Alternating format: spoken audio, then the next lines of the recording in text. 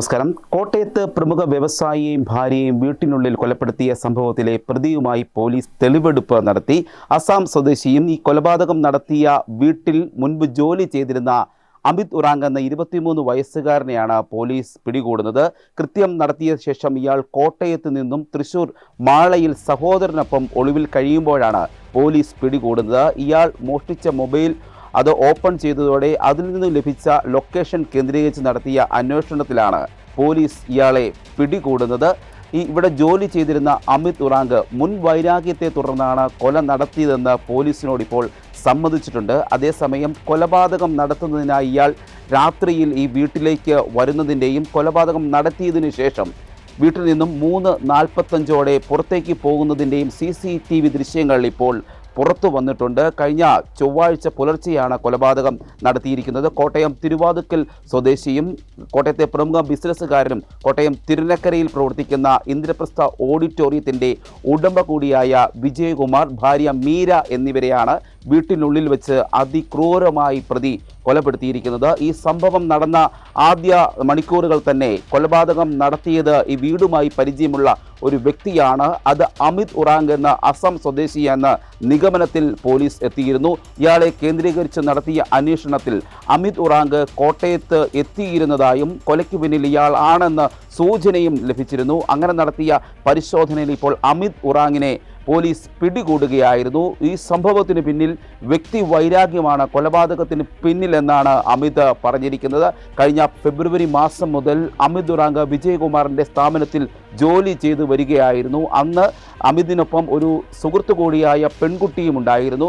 20 ദിവസത്തെ ശമ്പളം നൽകാത്തതിനെ തുടർന്ന് വിജയകുമാറും അമിതുമായി പ്രശ്നങ്ങളുണ്ടായിരുന്നു. തുടർന്ന് നാട്ടിലേക്ക് പോയ അമിതിനെയും ഭാര്യയെയും വിജയകുമാർ വിളിച്ചു വരുത്തുകയും പിന്നീട് 15 ദിവസം ജോലി ചെയ്യിക്കുകയും അങ്ങനെ 20ഉം 15ഉം ദിവസത്തെ 1 മാസത്തോളമുള്ള ശമ്പളം നൽകാതിരിക്കുകയും ചെയ്തിരുന്നു. അങ്ങനെ അവിടെ നിന്നും ജോലി നഷ്ടപ്പെട്ട അമിത് ഉറാങ് പ്രതികാരമെന്നോണം ഈ വിജയകുമാറിൻ്റെ വീട്ടിൽ കയറി മൊബൈൽ ഫോൺ 50,000 രൂപ വിലയുള്ള ഐഫോൺ മോഷ്ടിക്ക് കടന്നു കളഞ്ഞിരുന്നു. അസമിലെത്തിയ അമിത് ഉറാങ് ഈ മൊബൈൽ ഫോൺ ഉപയോഗിച്ച് ബാങ്ക് അക്കൗണ്ടിൽ നിന്നും 2.25 ലക്ഷത്തോളം രൂപ പിൻവലിക്കാൻ ശ്രമിക്കുകയും ചെയ്തു. എന്നാൽ ബാങ്കുമായി ബന്ധപ്പെട്ട് അക്കൗണ്ട് ബ്ലോക്ക് ചെയ്തതിനാൽ ഈ പണം പിൻവലിക്കാൻ കഴിഞ്ഞിരുന്നില്ല.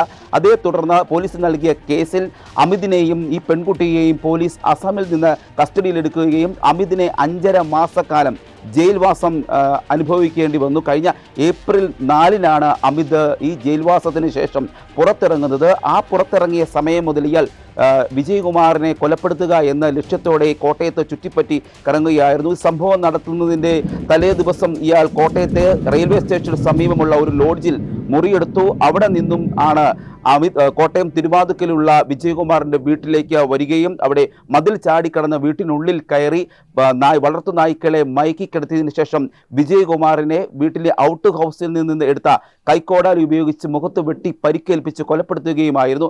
ആദ്യം വിജയകുമാറിനെ കൊലപ്പെടുത്തണമെന്ന് മാത്രമായിരുന്നു ഉദ്ദേശമുണ്ടായിരുന്നത്. പിന്നീട് ഈ ശബ്ദം കേട്ട് വീട്ടിനുള്ളിലെ തൊട്ടടുത്ത മുറിയിൽ കിടന്നുറങ്ങിയിരുന്ന മീര ഉണരുകയും അവരെയും പിന്നീട് കൊലപ്പെടുത്തിയതിനു ശേഷം വീട്ടിലെ CCTV ദൃശ്യങ്ങൾ അടങ്ങിയ DVR മോഷ്ടിച്ചുകൊണ്ട് പോവുകയുമായിരുന്നു.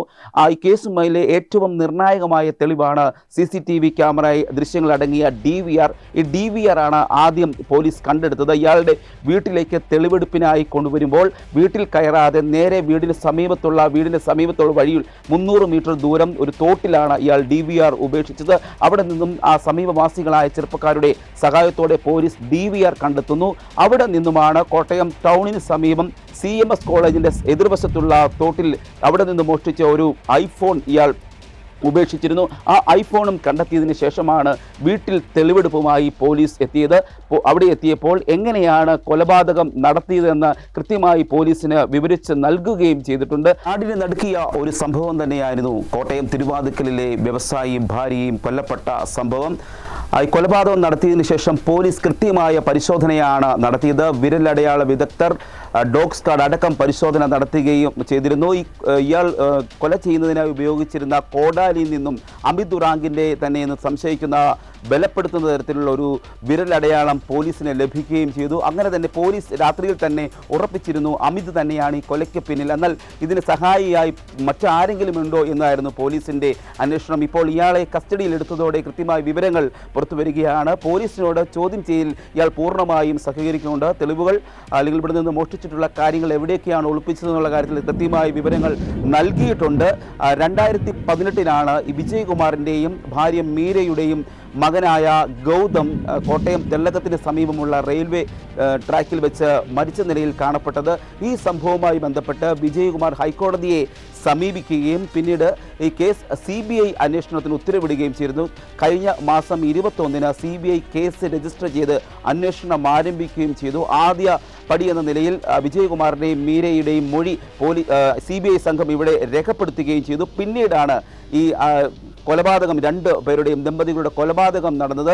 ഈ മകൻ്റെ മരണവുമായി ബന്ധപ്പെട്ട തരത്തിലുള്ള ഒരു കൊലപാതകമാണോ ഇതെന്ന് സംശയിച്ചിരുന്നു. CBI സംഘവും ഇവിടെ എത്തി പരിശോധനകളും ചോദ്യം ചെയ്യലുമൊക്കെ നടത്തിയിരുന്നു. എന്നാൽ ഇപ്പോൾ പോലീസ് പറയുന്നത് ഈ മകൻ്റെ മരണവുമായി ബന്ധപ്പെട്ട് യാതൊരു ഇത് ഇല്ല എന്ന് തന്നെയാണ് പറയുന്നത്. അതേസമയം ഈ കേസുമായി ബന്ധപ്പെട്ട് തെളിവുകളുടെ ശൃംഖല തന്നെ പോലീസിനെ ശേഖരിക്കാൻ കഴിഞ്ഞിട്ടുണ്ട്.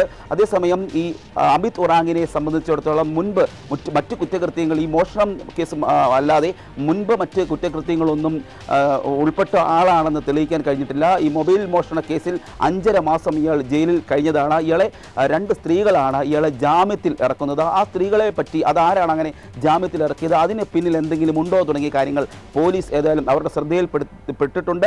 അത് പോലീസ് അന്വേഷിക്കുന്നുണ്ട്. അതേസമയം യാതൊരു കുറ്റകൃത്യങ്ങളും ചെയ്യാതിരുന്ന വ്യക്തിയാണ് ഇത്തരത്തിലൊരു പ്രൊഫഷണൽ കൊല പോലെ തന്നെ ഒരു ഇരട്ട കൊലപാതകം നടത്തിയിരിക്കുന്നതെന്ന കാര്യം പോലീസിന് തന്നെ ഞെട്ടലായിരിക്കുകയാണ്. ഇപ്പോൾ 24 മണിക്കൂറിനകം തന്നെ കോട്ടയം പോലീസിന് ഈ പ്രതിയെ പിടികൂടാൻ കഴിഞ്ഞത് തന്നെ പോലീസിനെ സംബന്ധിച്ചിടത്തോളം ഏറെ അഭിമാനമുള്ള കാര്യമാണ്. കോട്ടയം ജില്ലാ പോലീസ് മേധാവി ഷാഹുൽ ഹമീദിൻ്റെ നേതൃത്വത്തിലുള്ള പ്രത്യേക അന്വേഷണ സംഘമാണ് ഈ പ്രതിയെ പിടികൂടുന്നത്. കോട്ടയം DYSP അനീഷിൻ്റെ നേതൃത്വത്തിൽ SHOമാരെ ഉൾപ്പെടുത്തിക്കൊണ്ടും പ്രത്യേക ടീമിനെ നിയോഗിച്ചിരുന്നു. ആ ടീമാണ് ഈ അതിവേഗത്തിൽ തന്നെ പ്രതിയെ പിടികൂടുന്നത്. പ്രതിയെ പിടികൂടിയതിനു ശേഷം സംഭവ സ്ഥലത്തെത്തി നിർണായകമായ തെളിവുകൾ കണ്ടെത്തുകയും പ്രതിയെ വീണ്ടും ജയിലിലേക്ക്, അതായത് ഒരു മോഷണ കേസിൽ ജാമ്യത്തിലിറങ്ങി ഏതാനും ദിവസങ്ങൾ കഴിഞ്ഞതിന് ശേഷം ഇയാൾ ഇരട്ട കൊലപാതകം നടത്തുകയും വീണ്ടും ജയിലിലേക്ക് പോകുകയുമാണ് ഇപ്പോൾ ഈ ചെറുപ്പക്കാരന് സംഭവിച്ചിരിക്കുന്നത്. അതിദാരുണമായ ഒരു സംഭവം തന്നെയാണ് വിജയകുമാറിനും മീരയ്ക്കും സംഭവിച്ചിരുന്നത്. 2018